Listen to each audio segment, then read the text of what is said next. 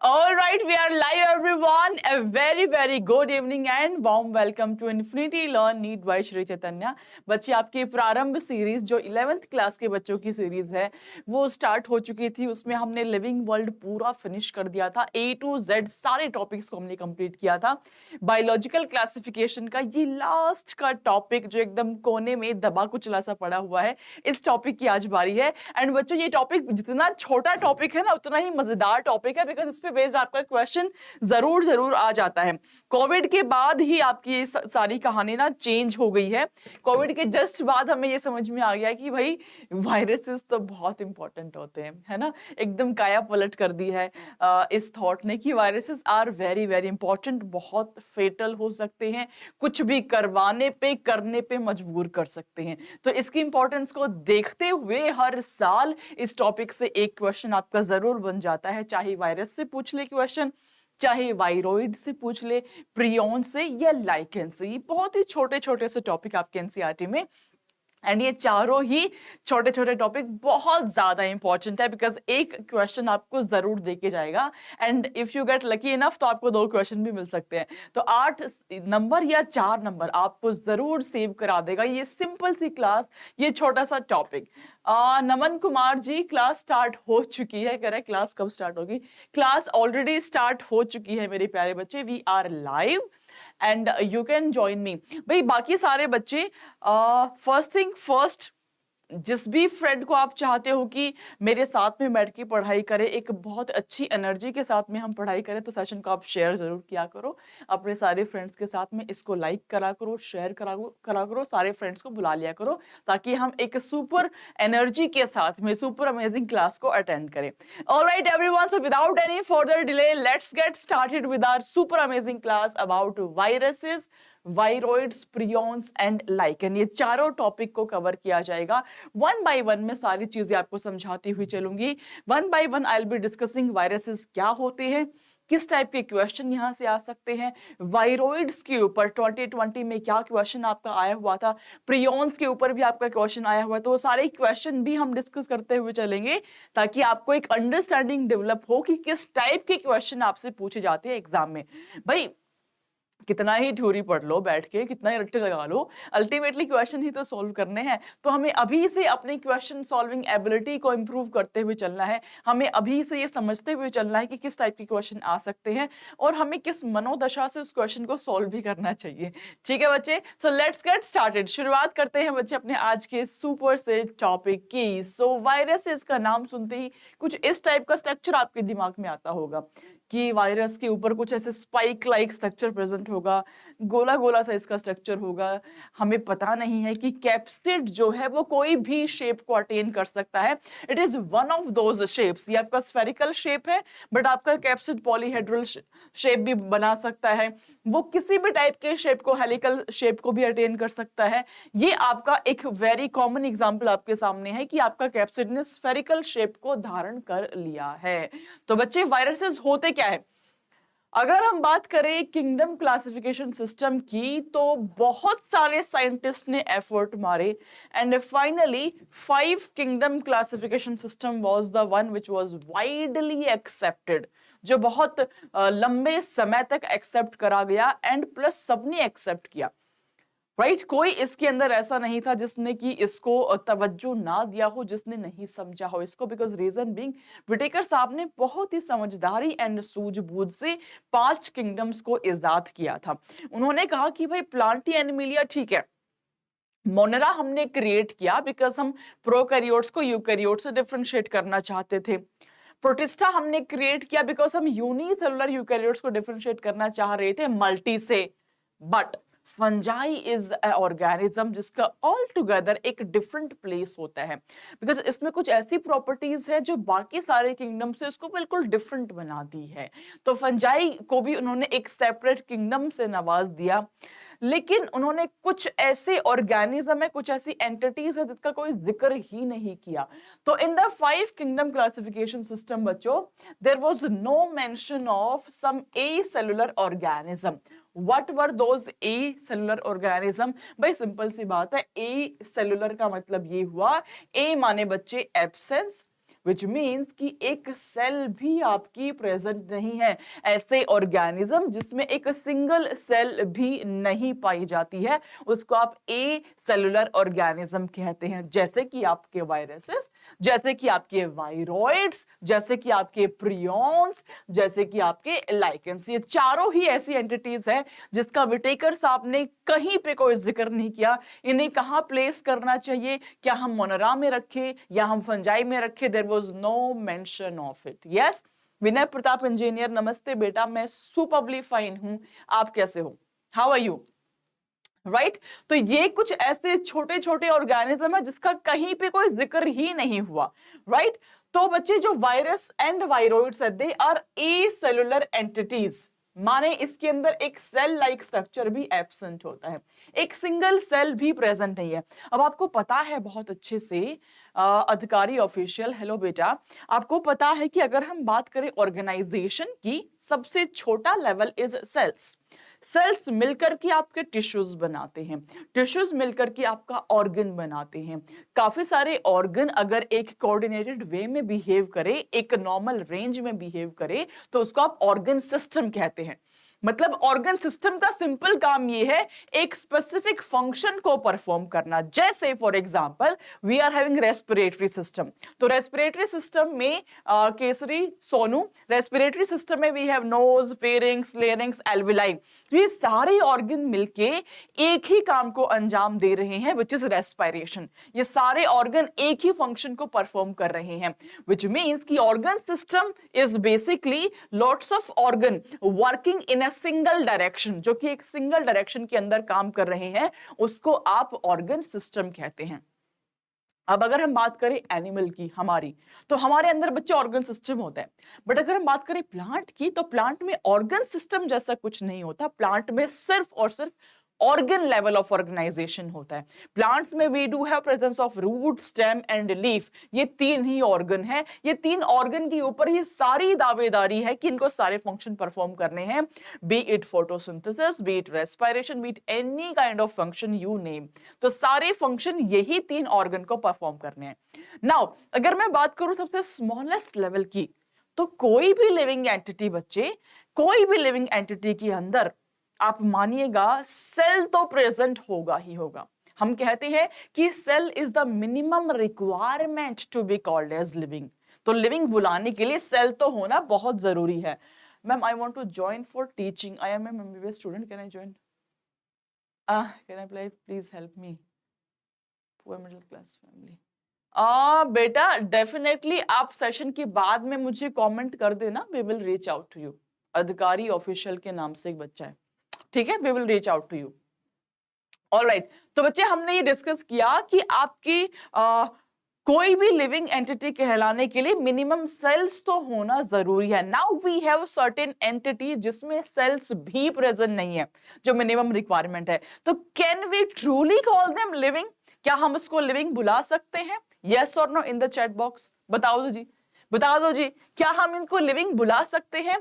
They do not have true cell structure, हम इसको not truly living. Reason being, आप देखिए, गुड इवनिंग बेटा, good evening Ekta Sharma. Reason being, अगर हम देखें outside the body of the host you can crystallise the virus, आप इसको क्रिस्टलाइन फॉर्म में रख सकते हो, but inside the body of organism they are capable to replicate. ये होस्ट की मशीनरी को हाईजैक करके अपने डीएनए को रेप्लिकेट करने की कैपेबिलिटीज को रखते हैं, व्हिच मींस होस्ट ऑर्गेनिज्म के अंदर they are pretty much live, वो लिविंग एंटिटी के जैसे बिहेव करते हैं, बट होस्ट के बाहर they can not behave as a living organism, they are non living things. Thereby मैं कहती हूं viruses are on the border line of living and non living. ना तो मैं उसको कंक्रीटली लिविंग बोल सकती हूं, ना ही मैं उसको कंक्रीट वे में नॉन लिविंग बोल सकती हूँ। यस और नो, यस और no in the chat box. क्या हम कंक्रीटली लिविंग या नॉन लिविंग बोल सकते हैं वायरस को? इन द चैट बॉक्स एवरीवन। बेटा आप इस क्लास के कमेंट सेक्शन में ऐड कर देना अपना नाम एंड कॉन्टेक्ट नंबर, हमारी टीम आपको जरूर रीच आउट कर लेगी, ठीक है?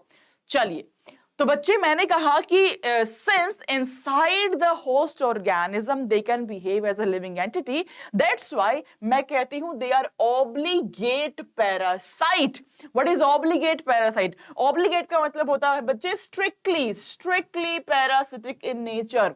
पैरासिटिक अगर नहीं हुआ तो सरवाइव ही नहीं कर पाएगा।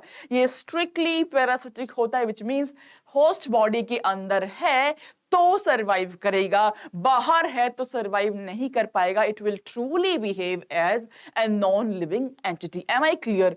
Kesari Sonu, am I clear? Ekta Sharma, am I clear? Vinay Pratap, everyone in the chat box, am I clear to all the kids out there? Yes. Now they have an inert crystalline structure outside the living cell. Living cell के बाहर एक inert crystalline structure होता है इनका, ठीक है? इसीलिए आप इसको नॉन लिविंग एंड लिविंग के बॉर्डर पे रखते हैं। बच्चे मैं आपको बहुत ही ब्यूटीफुल से एनिमेशंस भी दिखाऊंगी, कितना सुंदर वायरस दिख रहा होता है और क्या क्या इसमें स्ट्रक्चर प्रेजेंट होता है, ठीक है? So you just have to stay with me throughout the lecture. चलिए सुपर्ब। तो हमने डिस्कस किया कि वायरस होता क्या है, जरा उसके स्ट्रक्चर के अंदर भी देख ले। तो अगर मैं बात करूं स्ट्रक्चर वाइज, तो वायरस को आप न्यूक्लियोप्रोटीन बुलाते हैं। What is nucleoprotein? Which means I am having nucleic acid. Nucleo माने न्यूक्लिक एसिड, प्रोटीन माने मेरे पास कुछ प्रोटीन भी है। तो वायरस के दो ही कंपोनेंट्स हो गए, एक तो हो गया आपका न्यूक्लिक एसिड, दूसरा हो गया आपका प्रोटीन। जो न्यूक्लिक एसिड है बच्चों, this can either be DNA or it can be RNA. ये क्या तो डीएनए हो सकता है या आरएनए, इसके अलावा कुछ और नहीं हो सकता। तो it contains infectious genetic material which could either be DNA, मैं बार बार स्ट्रेस दे रही हूं, it could either be DNA और RNA। ये प्रीवियस ईयर क्वेश्चन में आपसे पूछा गया था, ये फ्रीक्वेंटली आपसे पूछा जाता है that genetic material of viruses could either be DNA or RNA, can never be both। ये आपके एनसीईआरटी की लाइन है, सेम लाइन से क्वेश्चन आपसे पूछा गया था प्रीवियस ईयर में, ठीक है? यस, तो this is about genetic material. Material के बाहर में वी हैव द प्रोटीन का कोट। जो प्रोटीन की कोटिंग है उसको आप कैप्सिड बुलाते हैं। सो मोटे तौर पे I am having capsid and the genetic material. Depending upon the virus I can have either DNA or I can have RNA. DNA में भी I can either have single stranded DNA or I can also have double stranded DNA molecule. तो बाहर में मेरे पास capsid की एक layer है। Capsid जो है वो सब यूनिट से मिलके बना हुआ होता है, which is called as capsomere. तो capsid is made up of certain subunits जो कि एक स्पेसिफिक शेप को अटेन करते हैं, which could either be spherical, which could be polyhedral, which could attain any kind of shape। वो कोई भी शेप को अटेन कर सकता है। तो बच्चे capsid is a protein coat and capsid मिलके बना है कैप्सोमियर से। नाउ मैंने बताया ये ना तो लिविंग है ना ही नॉन लिविंग है, इसको आप ऑब्लिगेट पैरासाइट भी कहते हैं। And viruses they can cause infectious disease also, वो डिजीज को भी कॉज कर सकते हैं। क्या डिजीज है बताती हूं मैं आपको। तो बच्चे वायरस के स्ट्रक्चर में डीप डाइव करने से पहले हम समझ लेते हैं कुछ डिस्कवरीज। किस किस साइंटिस्ट ने बेसिकली हमें समझाया कि वायरस की क्या प्रॉपर्टीज होती है, वायरस का नाम किसने दे दिया, कॉन्टाजियम विविम फ्लूडिनम क्या होता है, किस साइंटिस्ट का कंट्रीब्यूशन था इसमें? Let's understand everyone. तो बच्चे सबसे पहले महानुभाव वाज पास्चर। पास्चर सर ने 1880 में वायरस टर्म को समझाया। He called the term viruses, जिसका मतलब होता है वेनम। वेनम या कोई पॉइजनस फ्लूइड। वेनम और पॉइजनस फ्लूइड मींस वायरसेस। किसने समझाया जी? पास्चर सर ने समझाया। कब? 1880 में समझाया, right? Pasteur sir. Everyone in the chat box, Pasteur gave the term virus. Everyone in the chat box, जितना chat box में लिखोगे उतना अच्छे से याद होता चला जाएगा आपको। तो क्लास में मेरे साथ साथ chat box में लिखते हुए चला करो, ठीक है? चलो superb. Next is DJ Ivanovsky. 1892 में 1892 में इन्होंने रिकॉग्नाइज किया certain microbes as causative organisms of the mosaic disease of tobacco. Tobacco plant के अंदर मोजाइक डिजीज हुआ, उसके पीछे का माइक्रो ऑर्गेनिज्म कौन है वो निकाल के आइसोलेट करके इन्होंने चेकआउट किया कि क्या ये बैक्टीरिया है या ये कुछ और पार्टिकल है।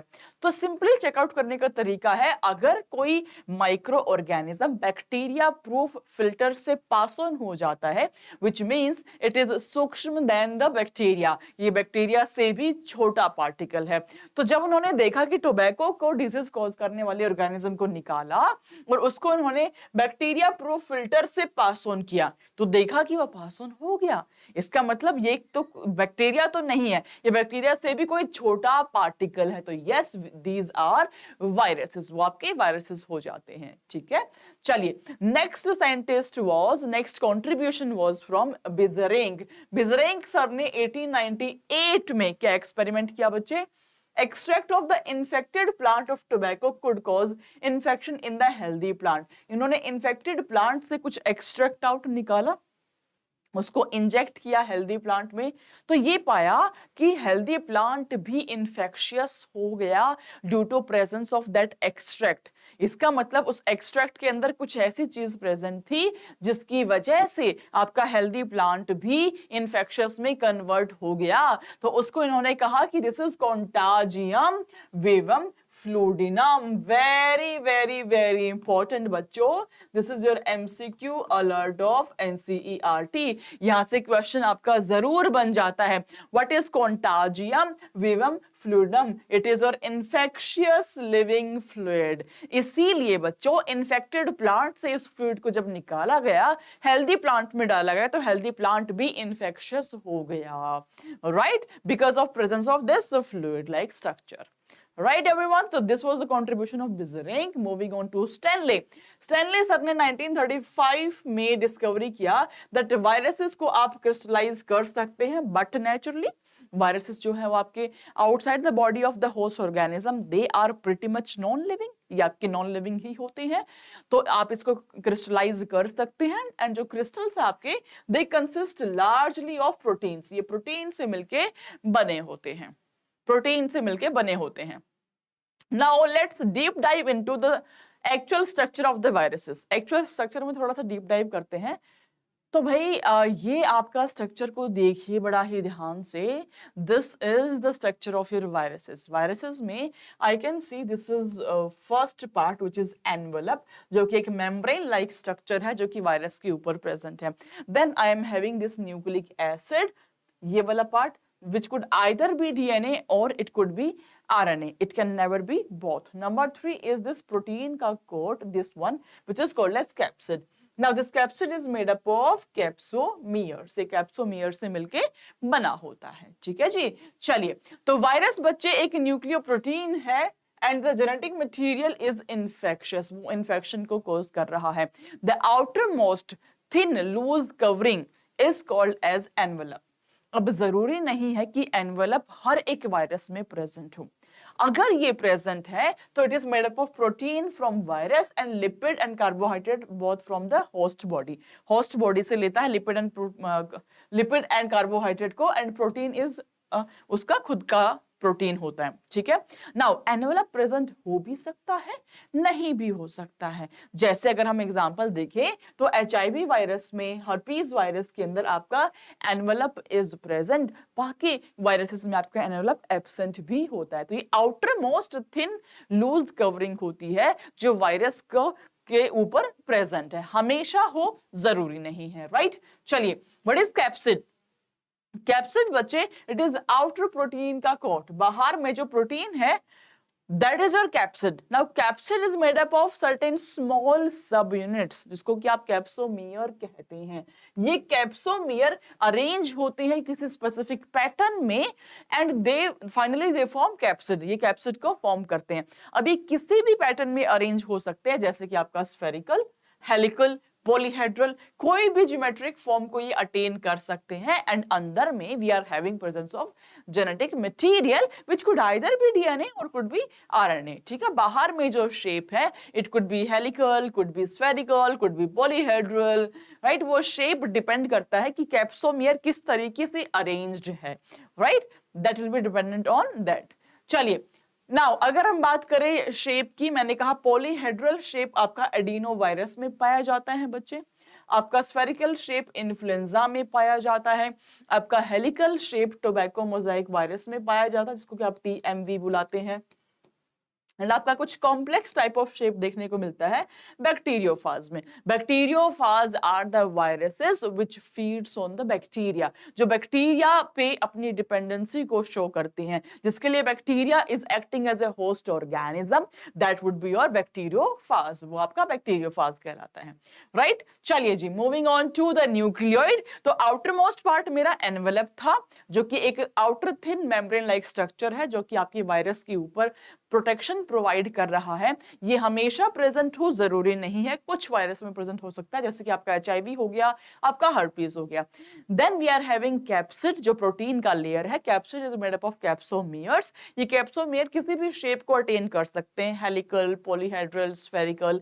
Then we are having nucleoid, अंदर में जो आपका जेनेटिक मटेरियल प्रेजेंट है उसको आप न्यूक्लियोइड कहते हैं। इट कंटेन आइदर डीएनए और आरएनए, दोनों कभी भी नहीं होंगे। It is very important line of NCERT. ये एनसीईआरटी की बहुत बहुत बहुत ज्यादा इंपॉर्टेंट लाइन है, दैट अंदर का nucleic acid could either have presence of DNA और आरएनए, दोनों में से कोई एक हो सकता है। ठीक है बच्चे, चलिए जी, मूविंग ऑन टू, हाँ, let's see a very beautiful animation. पहले मैं एकता शर्मा का डाउट ले लूं, व्हाट इज हर्पीज। बेटा हर्पीज ना दो डिफरेंट टाइप का होता है, एक तो सेक्सुअल कांटेक्ट से स्प्रेड होता है, दूसरा आपका नॉर्मल हर्पीज होता है। हर्पीज ए, हर्पीज बी, दो डिफरेंट टाइप के होते हैं। आपने अगर मैं डे टू डे लाइफ में अगर बताऊं तो कभी ऐसा देखा हो कि किसी किसी को ना लिप्स के ऊपर थोड़ा छोटे छोटे से ऐसे पस्यूल्स से हो जाते हैं ग्रुप में, that pustules is because of presence of herpes, वो हर्पीज की वजह से ही होते हैं। ठीक है, न्यूटन बाबा एनसीईआरटी अलर्ट। हाँ, तो बच्चों बहुत ही ब्यूटीफुल सा एनिमेशन आपको दिखाती हूँ, so that you will understand कि आपका एग्जैक्टली क्या स्ट्रक्चर प्रेजेंट होता है वायरस में। तो ये स्फेरिकल वायरस आपको दिख रहा है। Let's deep dive into the structure of the virus, let's understand. तो भाई ये आपका वायरस है, थोड़ा सा हम जूम करेंगे, जूम करने के बाद कुछ ये वाला स्ट्रक्चर हमको सामने में आएगा, ये वाला स्ट्रक्चर है ना। मैंने इसको ट्रांसफर सेक्शन में कट कर दिया है। अब कट करने के बाद मैं देख पा रही हूँ इतना ब्यूटीफुल सा डायग्राम, ये वाली चीज मेरी कैप्सिड हो जाती है, ये मेरा जेनेटिक मटेरियल है, एंड बाहर में this one, this orange colour का, this is your envelope. Envelope हमेशा प्रेजेंट नहीं होगा।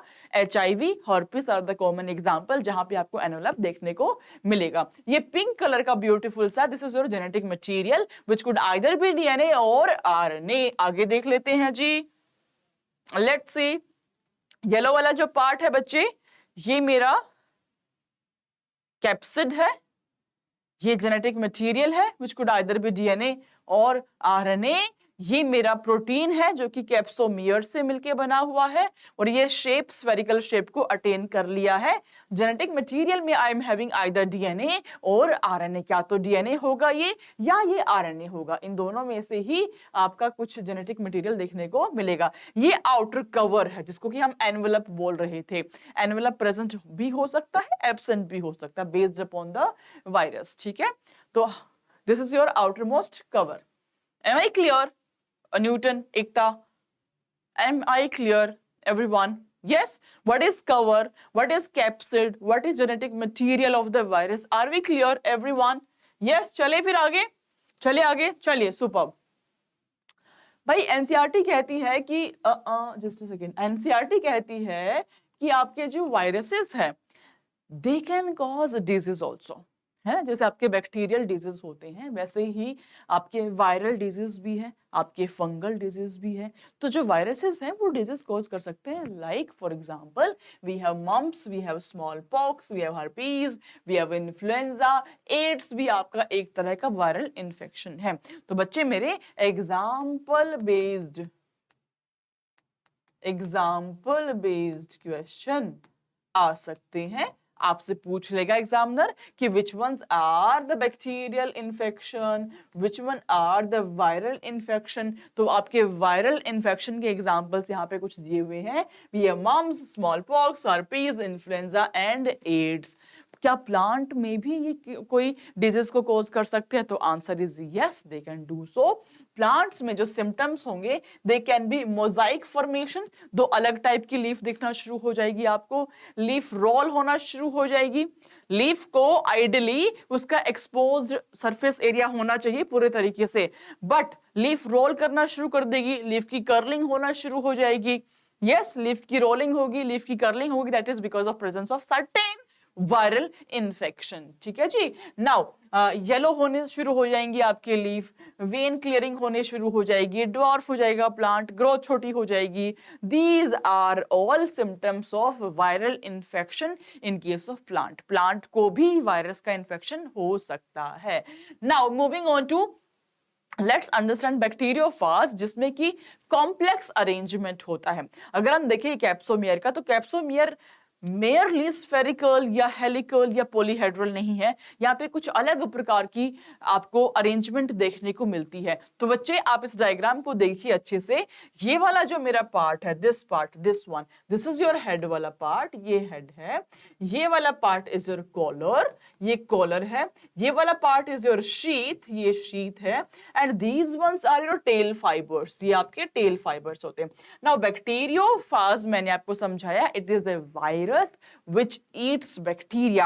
It is a virus which feeds on the bacteria. ये बैक्टीरिया को एज ए होस्ट यूज करता है, उसकी मशीनरी को हाईजैक कर लेता है, अपना जेनेटिक मटेरियल वहां पे पोर कर देता है एंड अपना जेनेटिक मटेरियल को ये मल्टीप्लाई करवा लेता है। इतना समझदार है, देख लो कितना सूक्ष्म सा पार्टिकल है नेचर का, बट कितना ब्यूटीफुली डिजाइन किया हुआ है हर एक चीज को नेचर ने, राइट। तो अगर हम बात करें स्ट्रक्चर की, ये मेरा हेड वाला पार्ट है जहां पे जेनेटिक मटेरियल पाया जाएगा, ये कॉलर है, ये शीथ है, ये टेल फाइबर्स है। देखिए बड़ा ब्यूटीफुल सा एनिमेशन दिखाऊं कि कैसे ये इन्फेक्ट कर रहा है बैक्टीरिया को, कैसे इकोलाई के अंदर अपने जेनेटिक मटेरियल को पोर कर देगा। And E coli will not be able to differentiate between its own DNA and the viral DNA, वो डिफरेंशिएट नहीं कर पाएगा। एज अ रिजल्ट दोनों को रेप्लिकेट करवाता चला जाएगा। यस, चलो देख लेते हैं, मजा आएगा देख के। चलिए सुपर्ब। पेन को करना है close, then only will be able to start. So बच्चे, this is your bacteriophage, look at it carefully everyone. ये मेरा बहुत सारे बैक्टीरियोफाजेस हैं जो कि बैक्टीरिया की तरफ चल पड़े हैं इन्फेक्शन को कॉज करने के लिए। नाउ लेट्स जूम करते हैं, एक बैक्टीरियोफाज को देखते हैं। एक बैक्टीरियोफाज ये आया, ये आपकी शीथ है, ये टेल फाइबर है, इसने अटैचमेंट किया, अटैचमेंट करने के बाद ड्रिल किया एंड यहां से अपने जेनेटिक मटेरियल को पास ऑन कर दिया in the bacteria.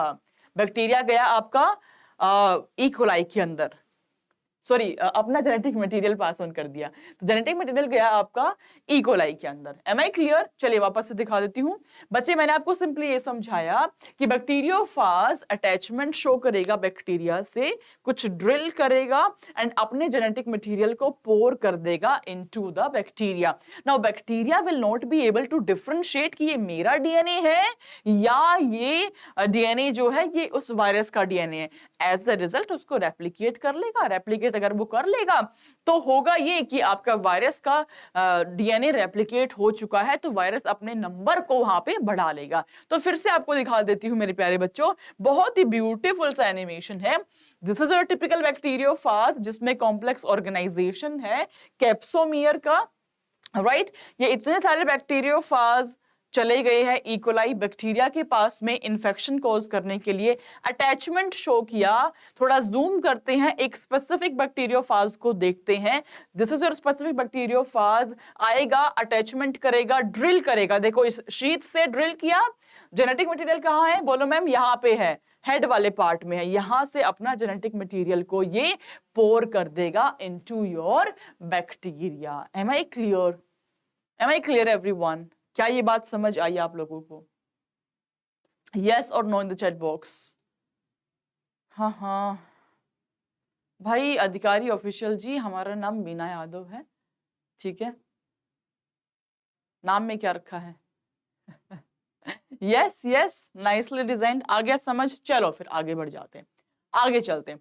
We have one more virus which is called as tobacco mosaic virus. Commonly आप इसको टीएमवी कहते हैं, कॉमनली हम इसको बच्चे टीएमवी कहते हैं, which is tobacco mosaic virus. इसमें आप देखो जो कैप्सिड है ना वो हेलिकली अरेंज्ड है।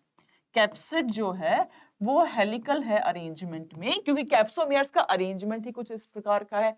तो इसको अगर हम देखें डिटेल में तो बच्चे ये मेरा ये वाले पार्ट देखो, एक सिंगल यूनिट को आप इजीली देख पा रहे होंगे। ये एक single single single single single ये मेरी कैप्सोमियर है। क्या है बच्चों? बोलो मैम, कैप्सोमियर है। ये कैप्सोमियर मिल करके इस हेलिकल स्ट्रक्चर को बना रही है। एंड यहाँ पे अंदर में आई एम हैविंग, इस वाले पार्ट में आई am having presence of genetic material. Genetic material is present inside it. भाई नेचुरली आपके वायरस में प्रोटीन है एंड जेनेटिक मटेरियल है, दो ही तो चीजें हैं। यस, दो ही तो चीजें हैं। ठीक बात है बच्चे। तो टीएमवी टोबैको मोजाइक वायरस के अंदर आपकी कैप्सिड जो है वो हेलिकल शेप में प्रेजेंट होती है। ठीक है, ये आपका टोबैको मोजाइक वायरस है। We have protein and we have RNA as a genetic material. Done. कुछ डाउट है तो प्लीज पूछ लो बच्चों, कुछ भी डाउट है तो पूछ लो, अदरवाइज हम चलते हैं लाइफ साइकिल ऑफ वायरस पे। वायरस कैसे इन्फेक्ट करता है? तो बच्चे सिंपल सा मैं आपको समझाती हूँ। लाइफ साइकिल आपकी दो टाइप की हो सकती है। Either it could be number 1 lytic cycle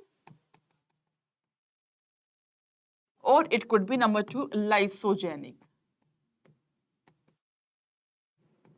क्या तो ये लाइटिक हो सकता है या फिर ये लाइसोजेनिक हो सकता है। दोनों में डिफरेंस समझाती हूँ।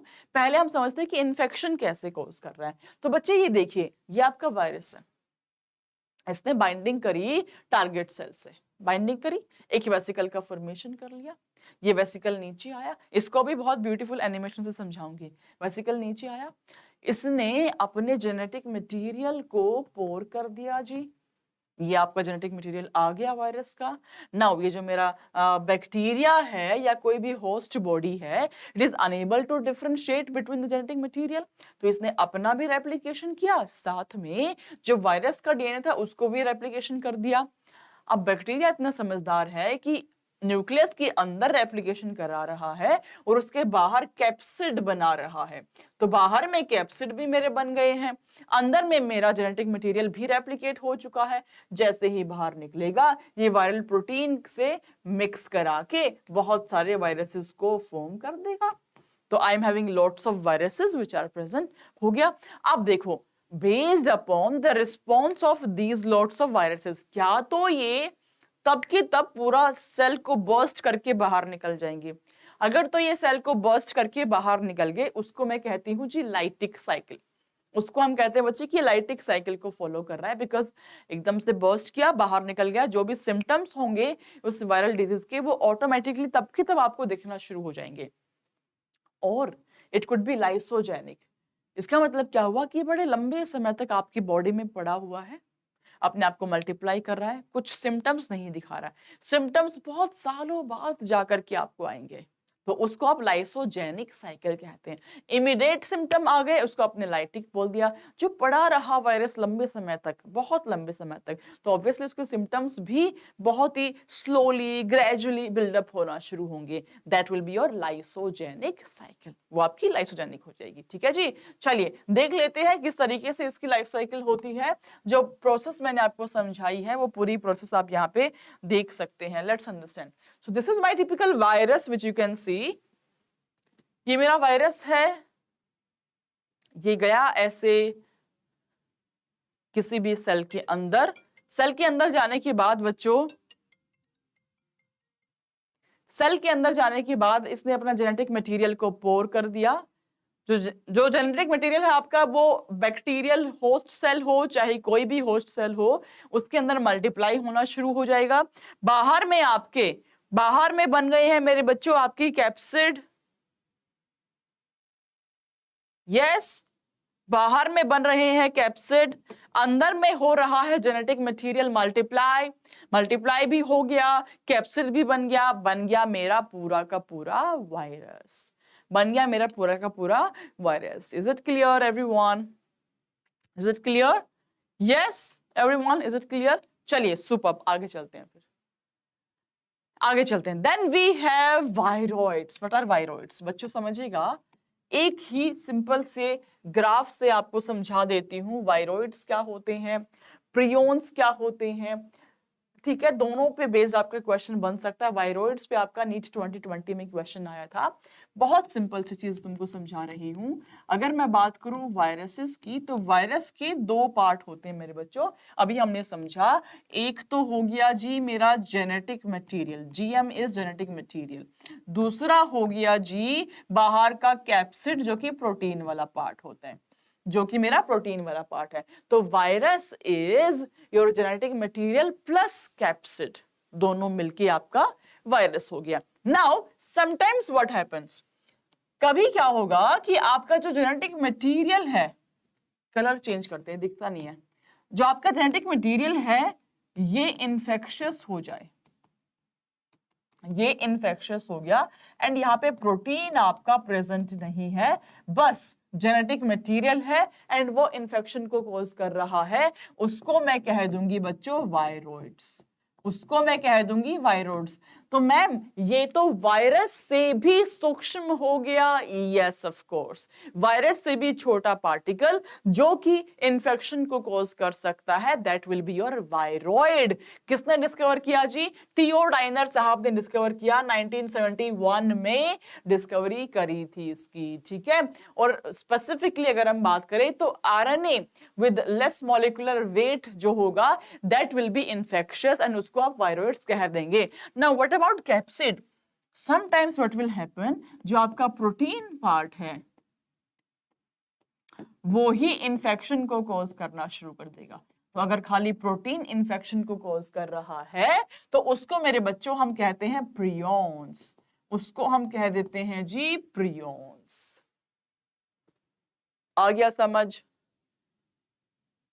दोनों चीजें प्रेजेंट है, वायरस हो गया, खाली जेनेटिक मटेरियल इन्फेक्शन को कॉज कर रहा है, वायरॉइड्स हो गया, खाली कैप्सिड कर रहा है, प्रियोन्स हो गया, एज सिंपल एज दैट। तो वायरॉइड्स बच्चों, टियोडाइनर साहब ने कहा कि वायरस से भी छोटा पार्टिकल है जो कि पोटैटो स्पिंडल ट्यूबर डिजीज के लिए रिस्पॉन्सिबल है, उसको वायरॉइड कह दिया। It was found to be a free RNA, जिसमें कि प्रोटीन नहीं प्रेजेंट है, फ्री आरएनए है एंड इसका बहुत ही कम मॉलिक्यूलर वेट होगा, बट नेचुरल सिर्फ आरएनए ही तो है, तो मॉलिक्यूलर वेट भी इसका काफी कम हो जाएगा। ठीक है, एंड प्रियोन्स इज समथिंग कि आपका जो प्रोटीन है वो इन्फेक्शियस हो जाए, उसको आप प्रियोन्स कह देंगे। Now, last but not the least topic of today's class, which is called as lichens. Lichens is a symbiotic association of your algae and fungi. जो algal component है बच्चे, जो algal component है उसको आप फाइकोबायोन्ट कह देते हैं। This is your algal component.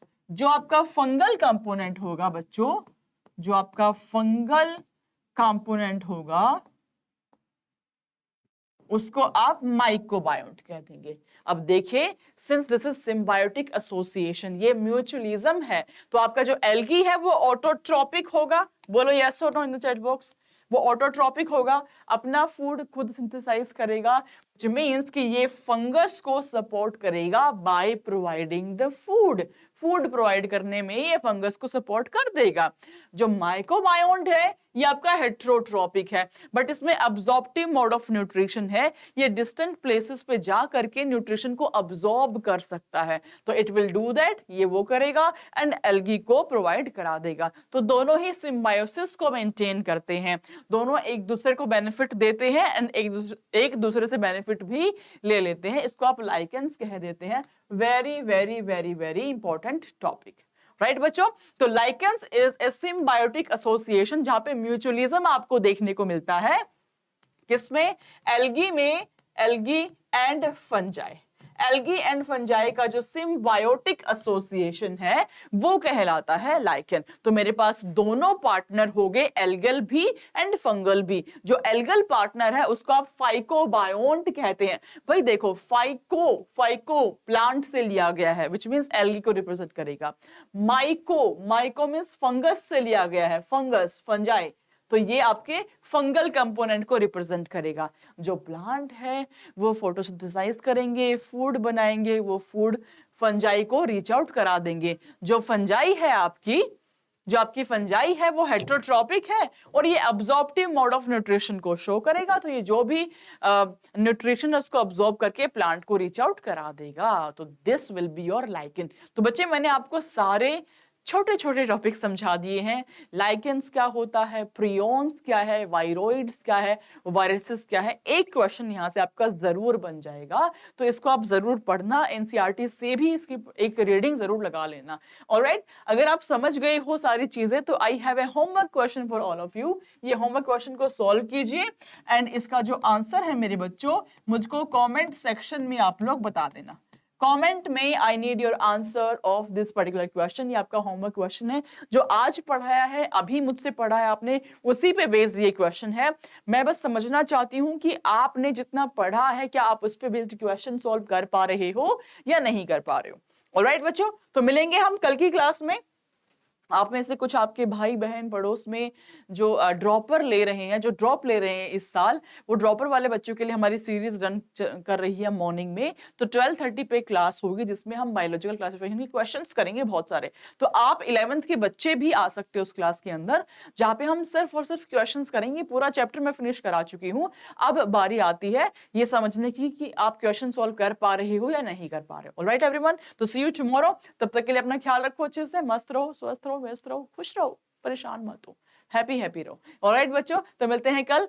God bless you all, love you all, bye.